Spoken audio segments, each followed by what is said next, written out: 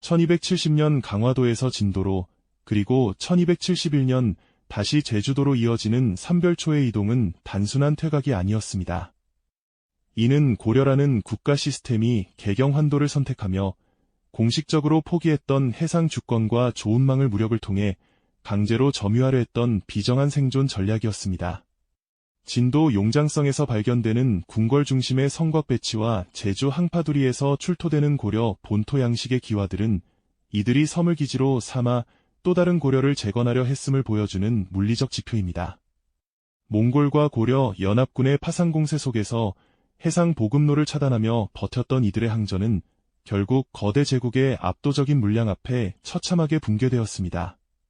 지배층이 개경으로 돌아간 뒤 홀로 남겨진 군사 조직이 마주해야 했던 종말의 실체를 확인합니다.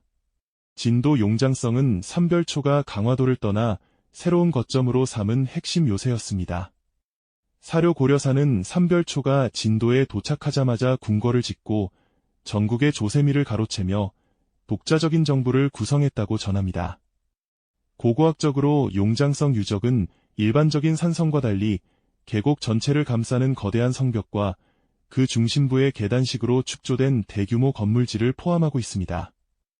여기서 발굴된 최고급 청자 파편과 금속 공예품들은 강화도에서 유출된 국가 자본이 진도로 집중되었음을 입증하는 유물적 지표입니다.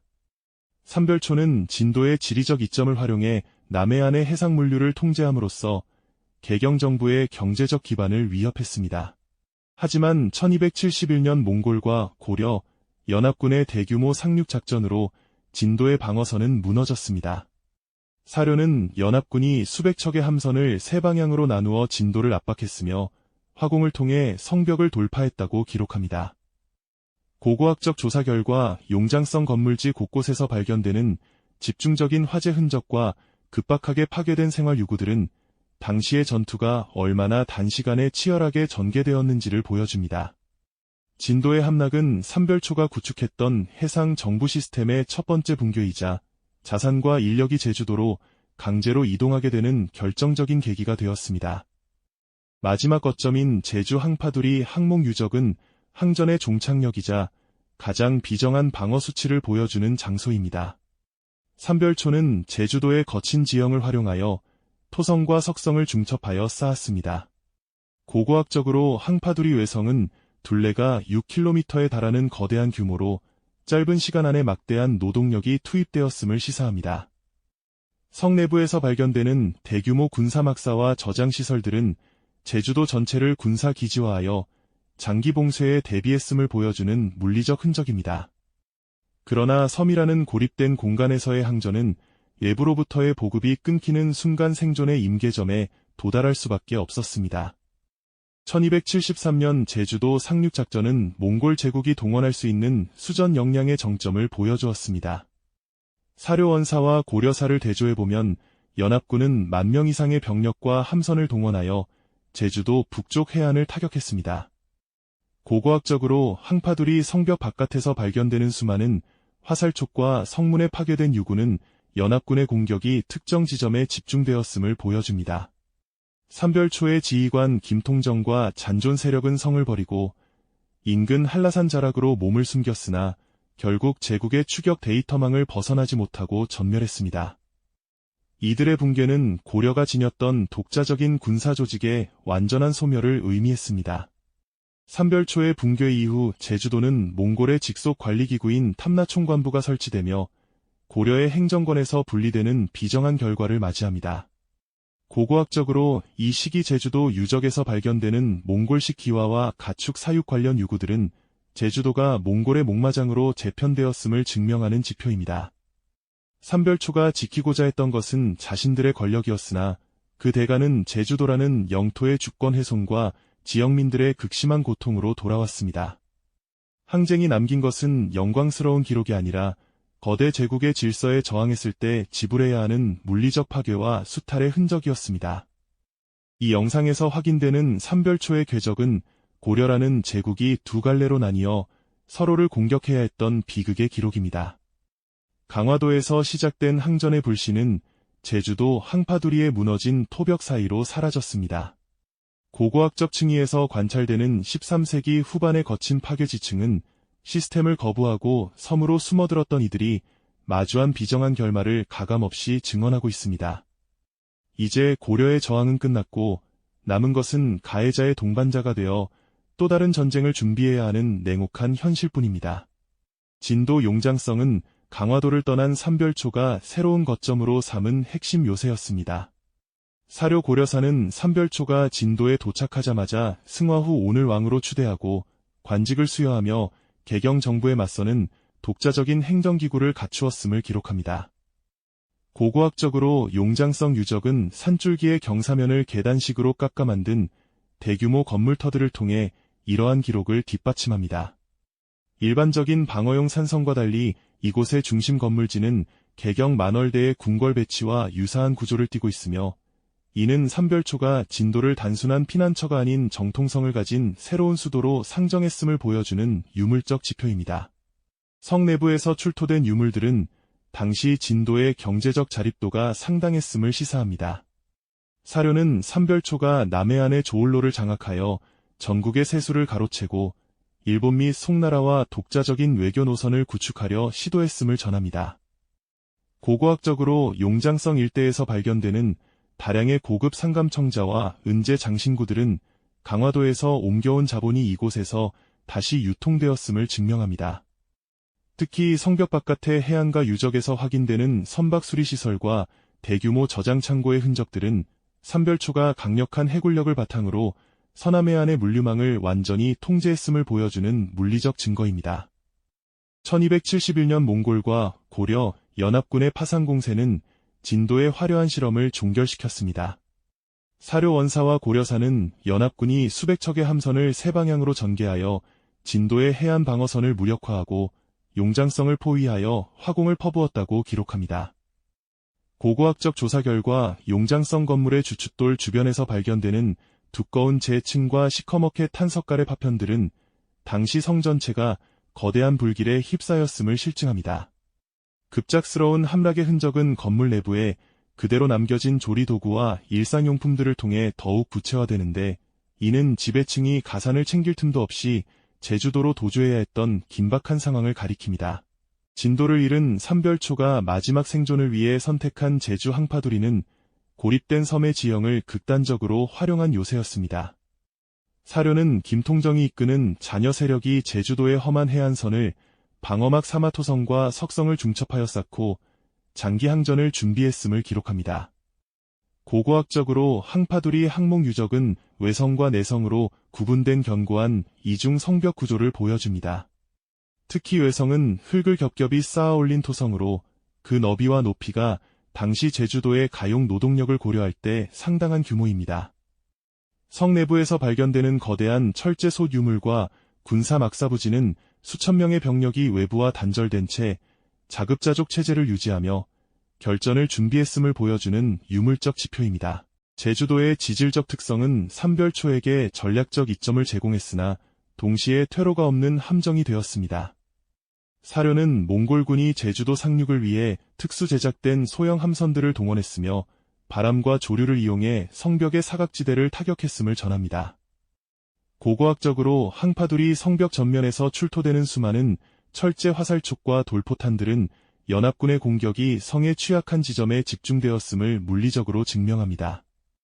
성문 근처에서 발견되는 파손된 무기류와 뒤섞인 인골들은 성벽이 돌파되던 순간의 상황을 가감없이 드러냅니다. 제주도의 붉은 흙 아래 묻힌 이 전란의 층위는 항쟁이 명분 뒤에 숨겨진 물리적 파괴의 실상을 증언합니다. 항파두리의 함락은 고려의 독자적인 무력 항쟁 지표가 완전히 소멸했음을 의미했습니다. 사료는 김통정과 그의 부하들이 한라산 깊숙한 곳으로 퇴각하여 스스로 목숨을 끊거나 전멸했음을 기록합니다. 고고학적으로 항전 종료 이후의 제주도 지층에서는 고려 본토 양식의 유물들이 급격히 사라지고 몽골식 기와와 말 사육에 관련된 유구들이 그 자리를 대신하기 시작합니다. 이는 제주도가 몽골 제국의 직속령인 탐나 총관부로 편입되어 제국의 목마장으로 재편되었음을 보여주는 사회학적 지표입니다. 삼별초가 수호하려 했던 섬은 제국의 말들이 달리는 광야로 변모했습니다. 삼별초 항쟁이 이면에는 시스템을 유지하기 위해 투입된 하층민들의 노동력 기록이 존재합니다. 사료는 진도와 제주도의 성곽 축조를 위해 인근 주민들이 강제로 동원되었으며 전쟁 중 식량 부족으로 극심한 고통을 겪었음을 기록합니다. 고고학적으로 발굴된 성벽의 층위 분석 결과 짧은 기간 내에 성을 쌓기 위해 가공되지 않은 자연석과 흙을 무리하게 섞어 쓴 흔적이 발견됩니다. 이는 항쟁이라는 명분이 현장의 노동자들에게는 당장의 생존을 위협하는 과중한 물리적 압박이었음을 시사합니다.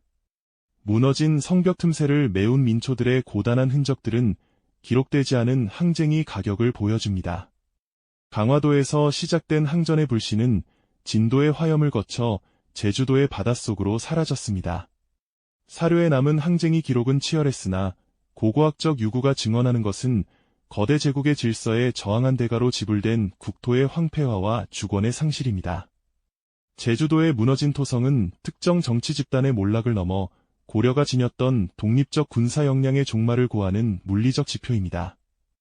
이후 고려의 전국토는 몽골의 요구에 응답해야 하는 병참기지로 재편되었으며 사람들은 더 이상 성벽 안에서의 보호를 기대할 수 없는 새로운 시대로 내몰렸습니다. 항쟁이 멈춘 자리에 들어선 것은 몽골의 다루가치와 수탈을 위한 행정기구들이었습니다. 사료는 개경으로 돌아온 왕실조차 삼별초의 잔당을 소탕하는 데 앞장서야 했으며 제국의 신뢰를 얻기 위해 자국민을 공려와 환관으로 바쳐야 했던 비정한 현실을 기록합니다. 고고학적으로 13세기 말의 거주 유적에서 발견되는 유물의 질적 저하는 전쟁 이후의 복구가 민생이 아닌 제국의 조공을 맞추는데 집중되었음을 시사합니다. 성벽은 다시 세워졌으나 그 성벽이 보호하는 것은 더 이상 고려의 백성이 아닌 제국의 자산이었습니다. 고려라는 이름은 남았으나 그 속을 채우던 역동적인 지표들은 몽골의 거대 시스템 아래에서 침묵하게 되었습니다. 삼별초가 누볐던 남해의 물길은 이제 몽골의 일본 원정을 위한 보급로로 이용되었고 제주도의 들판은 제국의 기마병을 기르는 목장으로 변했습니다. 이것이 40년 항쟁의 끝에서 고려가 마주한 지워지지 않는 역사의 상흔입니다. 제주 항파두리의 함락은 고려의 독자적인 군사 조직이 소멸했음을 알리는 물리적 종착지였습니다. 사료 고려사는 1273년 몽골과 고려 연합군이 160척의 함선과 1만 명 이상의 병력을 동원하여 제주도를 포위했음을 기록합니다. 고고학적으로 항파두리 성벽 전면에서 발견되는 수많은 철제 화살촉과 돌포탄 유물들은 연합군이 특정 지점에 화력을 집중하여 성벽을 돌파했음을 증명합니다. 특히 성문 근처의 퇴적층에서 발견되는 파손된 무기류와 불의 탄목재 파편들은 성벽이 무너지던 순간에 긴박하고 파괴적인 상황을 가감없이 드러내는 유물적 지표입니다. 삼별초의 붕괴 이후 제주도의 관리 주체는 고려에서 몽골 제국으로 급격히 전환되었습니다. 사료원사는 항쟁 종료 직후 제주도에 탐라총관부를 설치하여 몽골이 직접 통치하기 시작했음을 전합니다. 고고학적 조사 결과 항파두리 함락 이후의 지층에서는 고려 본토에서 유입된 고급 청자와 기와들이 급격히 사라지고 몽골식 건축 양식이 반영된 거친 기와와 가축 사육을 위한 대규모 목장 유구들이 나타나기 시작합니다. 이는 제주도가 더 이상 고려의 행정구역이 아닌 몽골 제국의 기마병을 양성하고 물자를 공급하는 직속 병참기지로 재편되었음을 보여주는 사회학적 지표입니다. 이러한 변화는 제주도에 국한되지 않고 삼별초가 거쳐간 남해안 전역으로 확산되었습니다. 사료는 삼별초가 장악했던 조울로와 해상 거점들이 다시 몽골의 영향력 아래 놓이게 되었으며 이곳들이 훗날 일본 원정을 위한 전초기지로 활용되었음을 기록합니다. 고고학적으로 진도 용장성과 완도 일대의 해안 성곽들에서 발견되는 13세기 후반의 수선 흔적들은 삼별초의 방어시설들이 제국에 의해 그대로 흡수되어 해상 감시와 물류 통제를 위한 용도로 전용되었음을 보여줍니다. 저항을 위해 쌓았던 성벽은 이제 제국의 수탈을 정당화하는 물리적 울타리가 되었습니다. 항쟁이 남긴 경제적 상흔은 고고학적 층위에서 더욱 비정하게 관찰됩니다.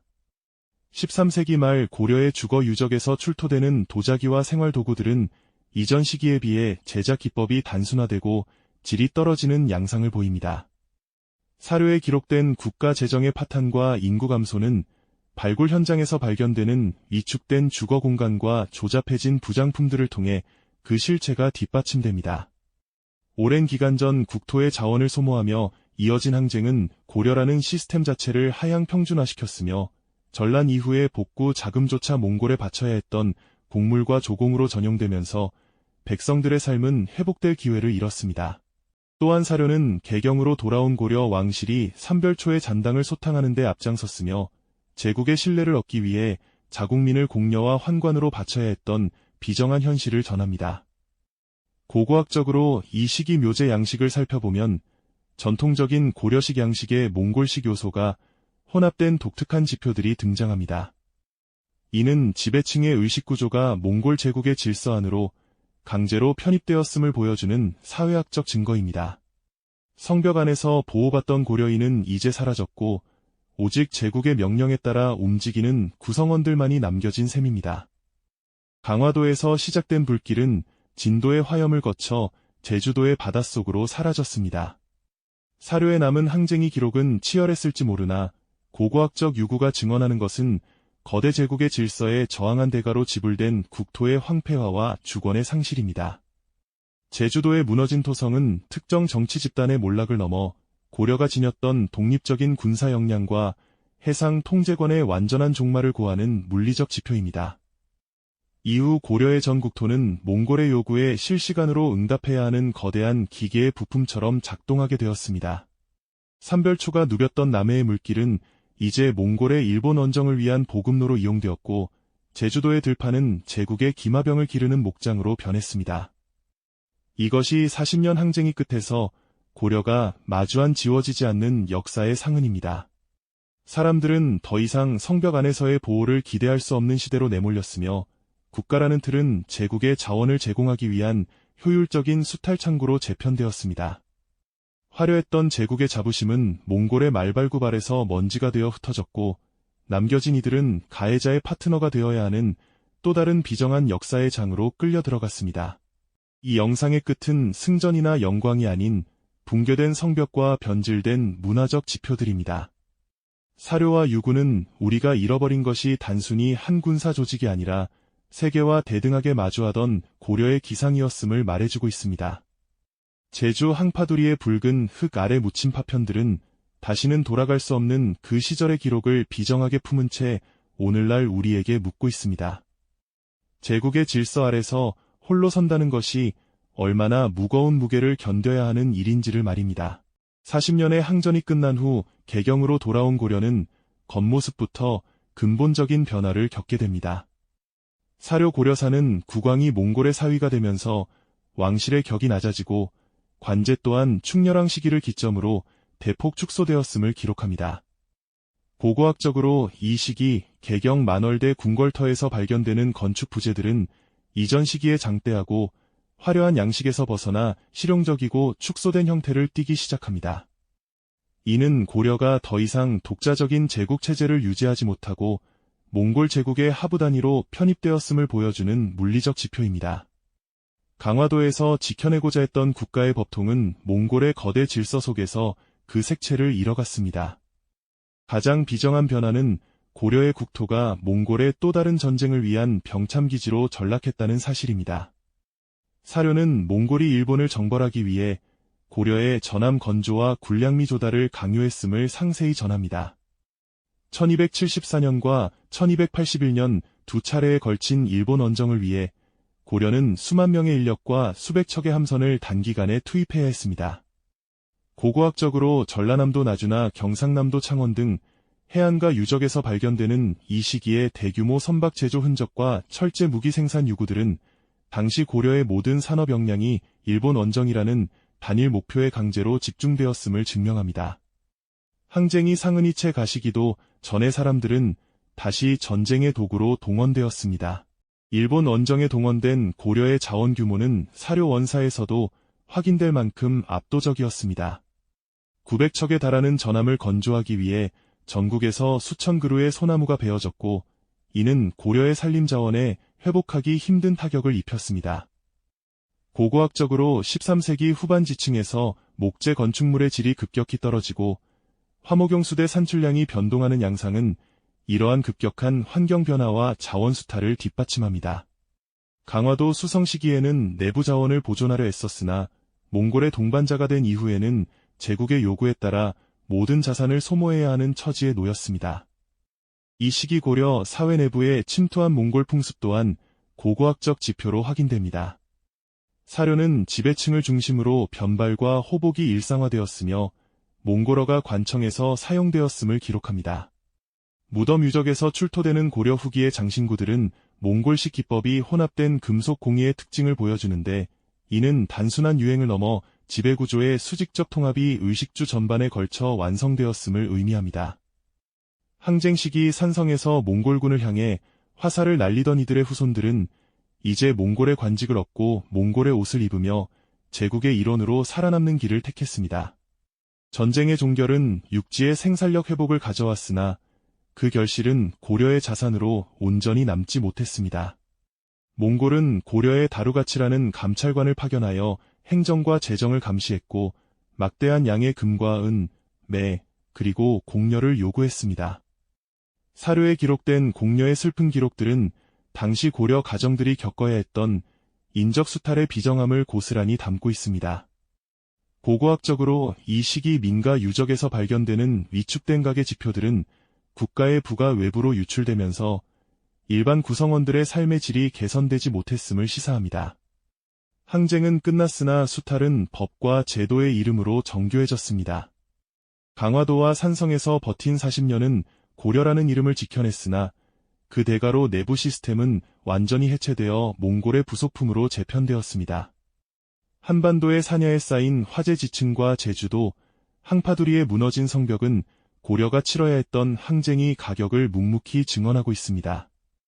이제 고려는 스스로의 의지가 아닌 몽골 제국의 필요에 따라 움직이는 거대한 기계의 부품이 되었습니다. 항쟁이 이면에 숨겨진 이 차가운 물리적 데이터들은 우리가 자부심으로만 기억했던 역사의 또 다른 민낯을 보여주고 있습니다. 40년의 항전 끝에 고려가 마주한 것은 승전의 영광이 아니라 몽골이라는 거대 제국에 편입된 비정한 생존의 기록이었습니다. 강화도의 성벽과 육지의 산성들은 무너졌고 그 자리를 채운 것은 제국의 요구에 따라 함선을 만들고 군량을 실어 나르는 수탈의 지표들이었습니다. 우리가 기억하는 항쟁이 자부심 이면에는 국가 시스템이 어떻게 타국의 도구로 전락하는지에 대한 냉혹한 역사의 교훈이 숨겨져 있습니다. 제국은 이제 홀로 서는 법을 잊고 거대한 포식자의 그림자 속에서 새로운 길을 모색하기 시작했습니다. 다음 시간에서는 몽골 제국의 가장 충실한 파트너가 되어 세계대전에 동원된 고려의 행보를 추적합니다. 일본 원정의 최전선에서 고려군이 마주했던 폭풍과 그로 인해 변화된 동북아시아의 질서, 그리고 가해자의 동반자가 된 제국의 비정한 선택들을 사료와 유물로 파헤치겠습니다.